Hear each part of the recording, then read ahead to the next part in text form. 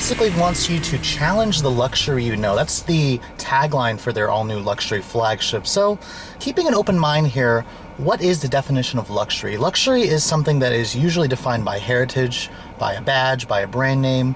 But now Kia says a lot of traditional or a lot of new luxury buyers are looking at technology. They're looking at value for money. They're looking at something unique, something that's a big technological tour de force. And that's what they're claiming they offer with this all-new K900. So let's see if that fits that description.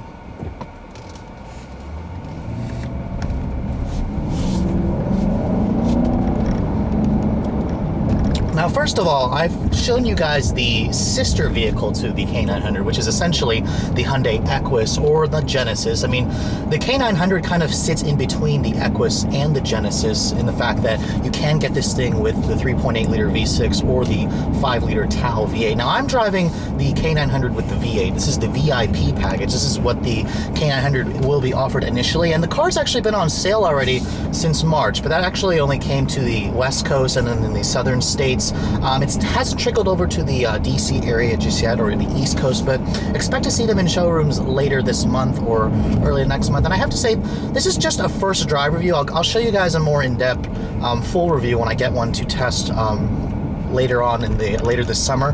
But I have to say the driving dynamics of this thing are pretty familiar.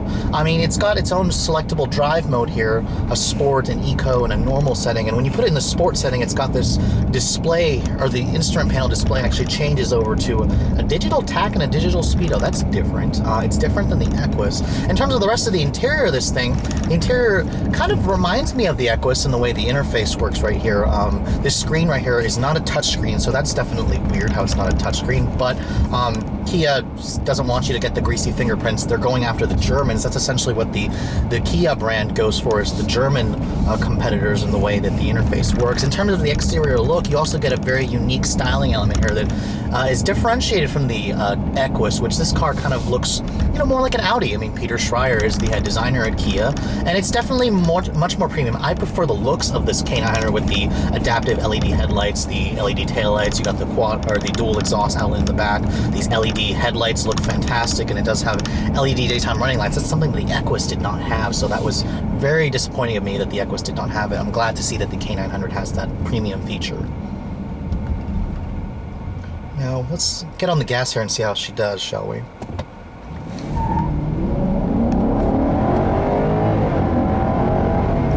Now, the 8-speed automatic and 420 horsepower V8 certainly they move this thing out quite well.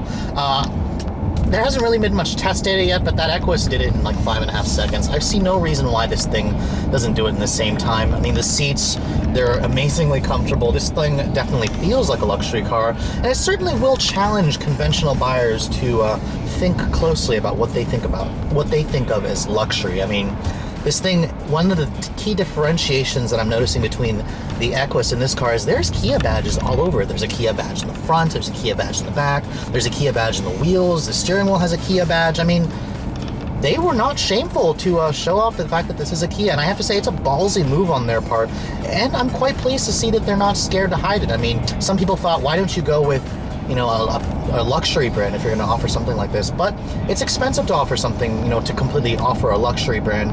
And I have to say that Kia is stepping in the right direction. I mean, the brand has come a long way. 2014 actually marks the 20th anniversary of Kia in the States. So, I mean, if you look at the last 20 years, this company really has done a lot to improve their image in the U.S. market. But anyways, I don't have much time for a review, so make sure you guys stay tuned for my full review or test of this vehicle when I get one later in the summer.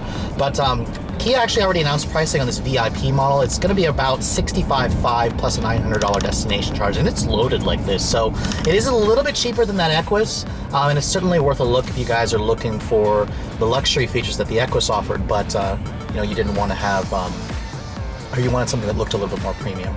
Anyways, thanks so much for watching, guys. I will catch you all later in the full review.